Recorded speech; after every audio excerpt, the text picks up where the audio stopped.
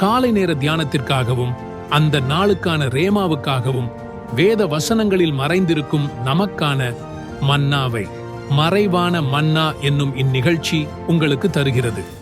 எவைகளையெல்லாம் உங்களுக்கு வாக்குத்தத்தங்களாய் சொல்லியிருக்கிறாரோ அவைகள் அனைத்தையும் நிச்சயமாகவே அவர் நிறைவேற்றுவார். ஆபிரகாமுக்கு 75 வயதில் சொன்னார் அல்லவா, 85 வயதில் மறுபடியும் அதையே சொல்லுகிறார். 99 வயதிலும் அதையே சொல்லுகிறார். அதில் எந்த மாற்றமும் இல்லை.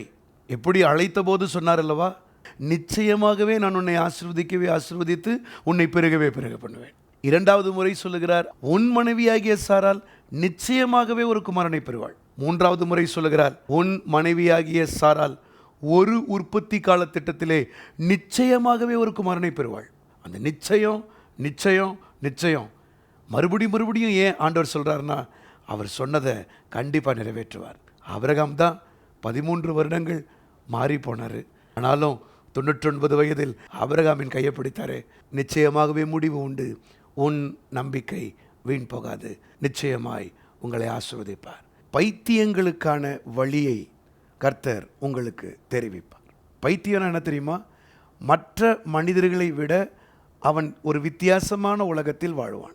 ஆண்டவர் நம்மை பைத்தியங்களாக தெரிந்து கொண்டிருக்கிறார். பைத்தியங்களுக்கு தான் அவர் வழியை காண்பிப்பார். எப்போ நம்ம ஞானமும் ஒரு பக்கம் வேலை செஞ்சுட்டே இருக்கும்போது கர்த்தரால் தம்முடைய வழியை காண்பிக்க முடியாது. கிழக்கிலிருந்து வந்த சாஸ்திரிகள் அவங்க ஞானத்தை கர்த்தர் உடைத்து அங்கு வழிகாட்டும்படியாய் ஒரு நட்சத்திரத்தை வைக்கிறார்.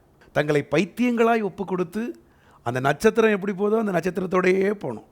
அப்போ அந்த நட்சத்திரம் சரியாக போய் கிறிஸ்துவினுடைய வீட்டை காண்பித்து கொடுத்துருக்கும். நட்சத்திரத்தை பார்த்து ஆரம்பித்தவங்க பாதி வழியிலே அவங்க ஞானம் சொல்லுது, ராஜானா அரண்மனையில் தான் இருப்பார்.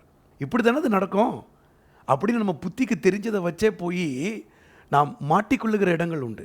நீங்கள் பைத்தியங்களாய் மாறும் வரைக்கும் அந்த நட்சத்திரம் நிற்கும்.